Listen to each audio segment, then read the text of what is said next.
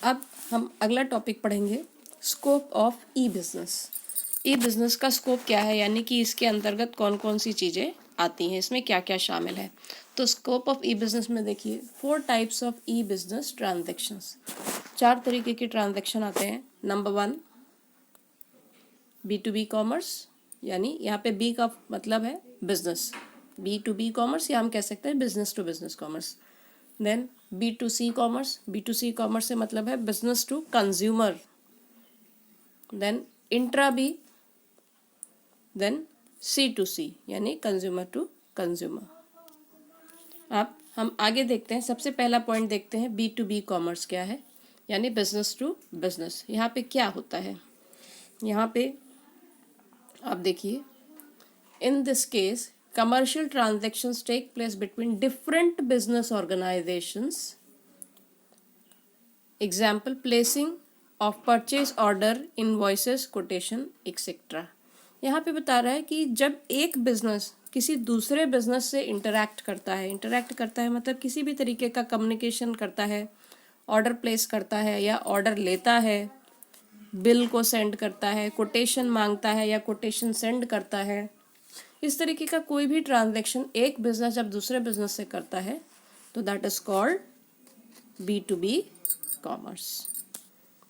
इसके बाद आगे देखिए, अगला है B2C कॉमर्स। इसका फुल फॉर्म है बिजनेस टू कस्टमर या हम कहें consumer.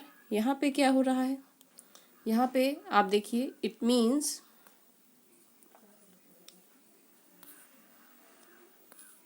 Means business to customer transaction. It includes selling of goods, call center, ATM facility, etc.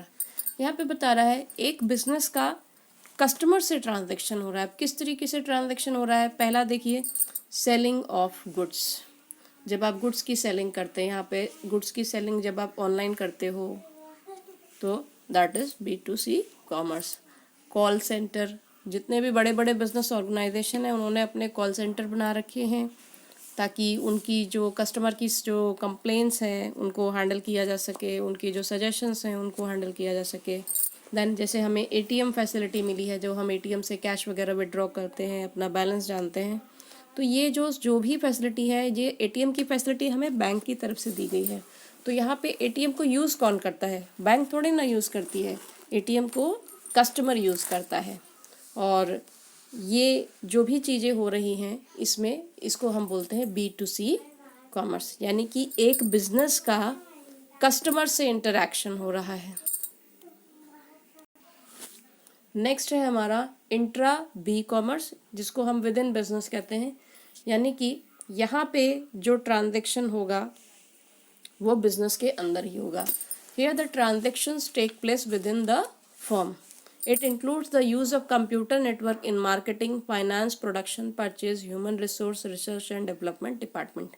यहाँ पे अगर आप इस पिक्चर को देखोगे तो ये जो पिक्चर है इससे आपको काफ़ी आइडिया लग जाएगा। यहाँ पे इस पिक्चर में आप देखिए ज़रा, यहाँ पे सेल्स एंड मार्केटिंग डिपार्टमेंट है, यहाँ पे ऑपरेशन एंड प्रोडक्शन डिपार्टमेंट है, customer services, IT department, admin, accountant, taxation. इस तरीके से जो डिपार्टमेंट है ये किसी एक बिज़नेस के अंदर है। एक बिज़नेस के अंदर बहुत सारे डिपार्टमेंट हैं, तो ये लोग कैसे एक दूसरे से कम्युनिकेट करते हैं, इतना तो हम जानते ही हैं कि ये सारे डिपार्टमेंट्स जो हैं एक दूसरे के ऊपर इंटरडिपेंडेंट हैं, यानी कि एक दूसरे के ऊपर निर्भर हैं। अकेले कोई भी डिपार्टमेंट ऑपरेट नहीं कर सकता है। तो होता क्या है, मान लीजिए सेल्स एंड मार्केटिंग डिपार्टमेंट है, ठीक है, उसे कोई काम है तो या तो वो खुद चल के जाए वहाँ पे बताए, दूसरा तरीका वो इलेक्ट्रॉनिकली अपनी फाइल को यहाँ से वहाँ ट्रांसफ़र कर सकता है, ठीक है। तो जब एक ही डिपार्टमेंट के अंदर कंप्यूटर नेटवर्क का यूज़ करके जब हम काम करते हैं, that is called intra B commerce. इसके बाद इंट्रा बी कॉमर्स में देखिए, It also include interaction of business with its employee like salary payment, seeking suggestion from employee.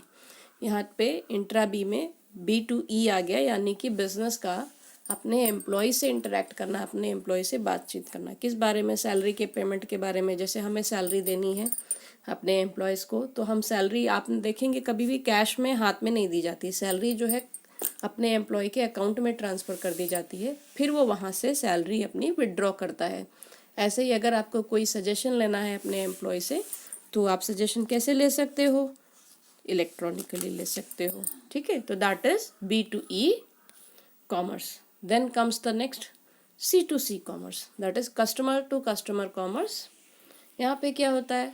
It is best suited for dealing in goods for which has no established market. Example देखिए, eBay.com, OLX.com, Amazon.com, Flipkart.com allows person to globally search for potential buyer।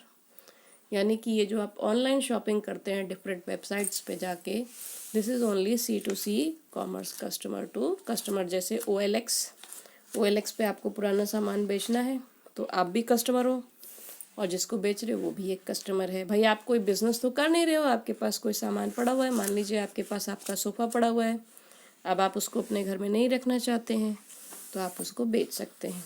तो OLX की जो site है, आप उस पर अपने sofa के डिटेल्स डाल दीजिए, तो जो कस्टमर ख़रीदना चाहता होगा वो आपको कांटेक्ट करेगा। तो इस एग्जाम्पल में आप नोटिस करेंगे कि आप भी एक कस्टमर हो, और जो आपको कांटेक्ट कर रहा है वो भी एक कस्टमर है, या जो आपका सामान खरीदना चाह रहा है वो भी एक कस्टमर है। तो इस तरीके से हम ये जो ऑनलाइन शॉपिंग करते हैं, ये भी जो है एक एग्जाम्पल है C2C कॉमर्स का, ठीक है। देन आगे हम पढ़ेंगे difference between tradition and E business.